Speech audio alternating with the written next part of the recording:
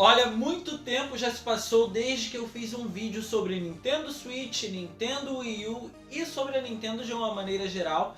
E eu vejo que esses vídeos ainda causam uma certa repercussão aqui no canal, gente. Então eu resolvi fazer mais um vídeo e dessa vez é um vídeo revisitando o Wii U. E por que eu resolvi fazer isso? Na realidade, eu já fiz um vídeo de unboxing do Wii U e até um vídeo comparando o Wii U com o Nintendo Switch, porque eu tava na dúvida sobre qual eu queria comprar, se era o Nintendo Wii U ou se era o Nintendo Switch. Então eu fiz um vídeo, fui mostrando pra vocês, vocês foram me ajudando e de acordo com as pesquisas que eu fiz a minha escolha, acabei optando pelo Wii U e hoje em dia, atualmente, já com o Wii U, já tendo jogado ele bastante, assim, todos os jogos que eu queria e tentando ingressar mais um pouquinho no mundo da Nintendo, eu tenho uma opinião, uma posição mais concreta para poder passar para vocês sobre as minhas impressões sobre os jogos do Nintendo Wii U que eu venho jogando e até mesmo sobre o console de uma maneira geral. Mas primeiro a gente precisa entender uma coisa.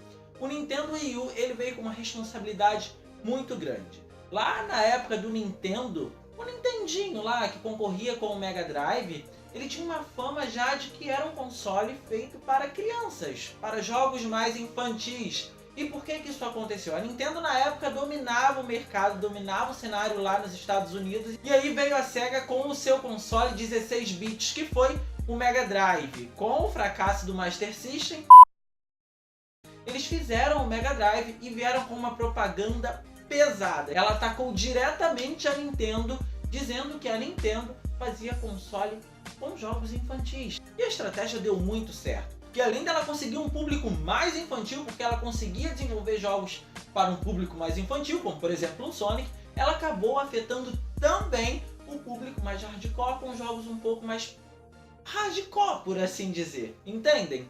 E assim ela acabou dominando o cenário dos jogos lá nos Estados Unidos e acabou difamando assim a Nintendo. E então, quando ela começa a se reerguer, eis que surge uma nova concorrente no mercado, que foi nada mais nada menos que a Sony, que veio dominando o cenário mundial com o seu novo console 32 bits. E qual foi a resposta da Nintendo? Foi fazer então um console mais poderoso. E foi assim que ela fez. Ela fez o Nintendo 64, que tinha o dobro da capacidade gráfica de processamento do que o PlayStation 1. Ele tinha 64 bits para processamento contra 32 bits. Sim, na teoria ele acabou sendo mais forte, mas na prática ele não foi viável, porque ele ainda usava uma tecnologia muito arcaica, como o cartucho, por exemplo, e a Sony ela já estava muito mais ambientada com os desenvolvedores por conta da sua facilidade no processo de desenvolvimento dos jogos. E em função disso, o PlayStation acabou se tornando mais popular e a Nintendo perdeu também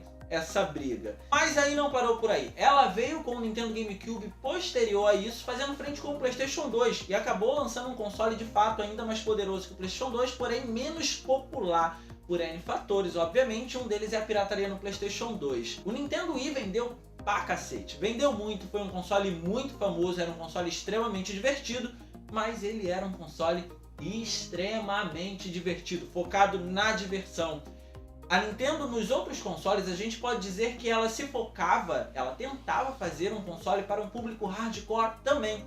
O Nintendo Wii, ele involuntariamente não é um console para o público hardcore, se a gente parar para pensar, por exemplo, no controle padronizado que vem com ele. O Nunchuck e o Emote são aqueles que a gente faz assim. Então, aí ela já começou a consolidar por ela mesma a imagem que ela tinha de empresa que fazia jogos infantis.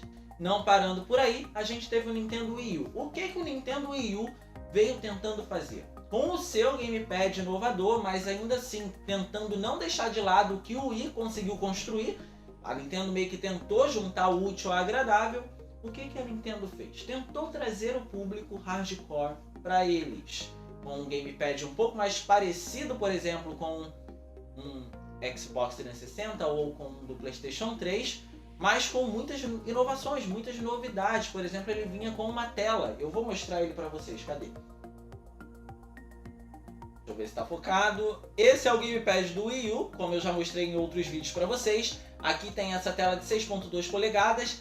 Ela não é uma tela Full HD, nem HD, ela é Sub HD, mas ainda assim oferece uma qualidade de imagem bem bacana. E aqui a gente tem os dois analógicos com os botões aqui os botões de ombro e também tem os gatilhos aqui. É um controle que ele... eu vou guardar ele. É um controle que acabou proporcionando bastante diversão, mas ainda assim o console é atrasado. Quando a gente pega para poder comparar, por exemplo, ele com um PlayStation 4, que era a geração que ele veio para poder concorrer, digamos assim, que ele foi lançado muito depois que um PlayStation 3 e um Xbox 360. Na teoria ele acabava sendo mais poderoso, mas na prática, não era mais poderoso. Os jogos eles eram muito mais bem otimizados no Xbox 360 e no PlayStation 3 do que no Nintendo Wii U. Então, quem fazia jogos para o Nintendo Wii U usando toda a capacidade dele era basicamente a Nintendo. Por exemplo, a gente vê Super Mario Bros. U com gráficos extremamente bonitos, mas a gente pega um jogo multiplataforma e quando coloca lado a lado, a gente vê que não é tão bonito assim no Wii U quando comparamos com outros consoles, como o Xbox 360, que para mim dos multiplataformas é o que tem o melhor desempenho. E aí eu me paro para pensar como que eles lançam um console atrasado para fazer frente com outro console assim. Eu não vejo raciocínio, eu não vejo lógica nesse pensamento da Nintendo. Uma outra coisa é que na E3 que esse controle foi demonstrado, as ações da Nintendo caíram, tá? Caíram um pouquinho porque eles focaram basicamente no gamepad, não mostraram muita coisa do console, nem falaram muita coisa do console. O foco deles era o gamepad, porque é de fato o grande charme do Nintendo Wii U, né? Pra época era uma coisa inovadora, era algo incrível. Agora, hoje em dia, nem tanto. Mas ainda assim a gente pode concluir muita coisa bacana sobre a Nintendo. Como por exemplo, a gente pode chegar à conclusão de que esse gamepad ele consegue oferecer uma experiência muito diferente quando a gente compara, por exemplo, com um controle casual do Xbox 360 e até mesmo do PlayStation 3. Jogar um Assassin's Creed, por exemplo, nesse controle é muito legal, por quê? Porque a gente tem na tela do gamepad o mapa de tudo que está acontecendo e também tem na tela que a gente está usando tudo o que está acontecendo de fato, né? O gameplay em real time, que eles falam, né? Tempo real. Eu tinha que colocar a expressão em inglês para ficar uma coisa mais americanizada, não é mesmo? O que eu tô querendo dizer é que o Wii U ele é um console muito peculiar, mas infelizmente não conseguiu vingar. Eu comprei o Nintendo Wii U focando absolutamente apenas no Fatal Frame, que foi lançado exclusivamente para ele. O meu foco foi basicamente nele porque é uma franquia que eu gosto muito e ele é um dos jogos responsáveis por tentar resgatar o público hardcore para a Nintendo, né? Não só ele, como a gente tem alguns outros títulos, como o Zombie U, que é um dos jogos que eu acabei adquirindo junto com o meu Nintendo Wii U, dentre outros jogos como Bayonetta 2, tá? Que é outro jogo que a Nintendo acabou comprando os direitos para poder lançar apenas para os seus consoles. E aí a gente pode concluir que o meu interesse era só no Fatal Frame mesmo, porque Bayonetta eu não joguei e Zombie U eu tô parado. Mas falando do Fatal Frame. O Fatal Frame é um jogo que é focado no survival horror, totalmente voltado para o público hardcore. Para mim, é um dos melhores jogos do Nintendo Wii U e ele é um dos responsáveis por me fazer comprar, ou o responsável por me fazer comprar, porque é um jogo incrível. Ele usa as mecânicas do gamepad, como por exemplo, você consegue controlar a sua câmera com o gamepad. Isso é muito legal, você faz a movimentação dela assim e a personagem vai movimentando a câmera.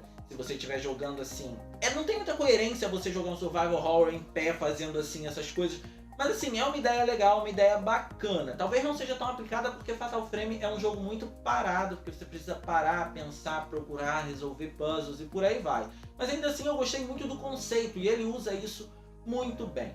Os gráficos do jogo são absurdamente bonitos, são muito bonitos mesmo, e eu não estou exagerando nem um pouco. Chego a dizer que são um dos melhores do Nintendo Wii U, e quando a gente para pra pensar, é um jogo exclusivo da Nintendo. E é aí que eu falo pra vocês, quando é exclusivo da Nintendo, a gente vê que tem uma ênfase. A personagem fica molhada, tem efeito de iluminação bem feito, todas elas parecem bonecas japonesas, cara.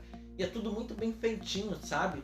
Eu gostei muito do Fatal Frame, fiquei muito satisfeito com o desempenho dele no Nintendo Wii U. Mas é claro, óbvio e evidente que comprando o Wii U eu não ia me focar apenas no Fatal Frame, porque ele não é o único jogo que está disponível para ele. Ele deve contar com aproximadamente uns 400 jogos em sua biblioteca, porque ele não teve muito suporte.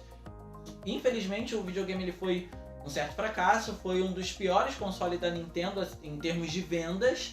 E, enfim, não tem muita opção para eu poder jogar. Mas aí eu fui atrás dos exclusivos da Nintendo, como por exemplo o Super Mario Bros. U, New Super Mario World 3D, eu acho que é esse o nome, mas eu vou conferir para vocês. Pera, eu consigo ligar aqui a coisa, né, o console. Não, é Super Mario 3D World, é um jogo que eu tô curtindo bastante, é um jogo do Mario em 3D. Vou botar aqui de volta.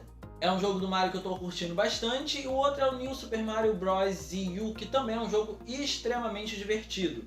Não é um jogo que é para o público hardcore, mas se você quer relaxar, tá cansado, quer fazer alguma coisa do gênero tipo relaxar, eu recomendo porque ele tem uma pitada de desafio e também é extremamente divertido. Ele é o Sonic da Nintendo, isso é incontestável porque é o mascote da marca, né? E um outro jogo que eu tô experimentando e tô curtindo bastante é o Legend of Zelda Breath of the Wild. É o meu primeiro jogo da franquia Zelda, eu nunca tinha jogado a franquia Zelda, tipo Ocarina of Time ou Twilight Princess, esses jogos mais famosos da franquia em si e mais antigos até. Meu primeiro contato foi com Breath of the Wild e eu tô curtindo absurdamente. É um jogo extremamente divertido, porém de longe ele não é focado para o público casual. Entretanto, ele tem uma estética casual, ele tem uma estética mais animada, ele não parece assim, olhei de primeira assim, não é para, por exemplo, você oferecer para um público hardcore.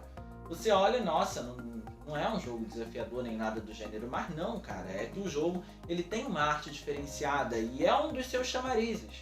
O jogo é extremamente bonito, é extremamente conceitual e aí em função disso acaba sendo um dos destaques da Nintendo. Ele meio que mescla o visual de um jogo casual, mas a experiência não é nada casual, é extremamente hardcore. Eu particularmente estou gostando bastante. E esses dois jogos que eu falei pra vocês, na realidade esses três exclusivos da Nintendo, eles dão uma coisa muito interessante que a gente já tem presente no Nintendo Switch. A diferença é que o Nintendo Switch a gente consegue fazer em qualquer lugar. Esse daqui a gente só consegue se afastar um pouco.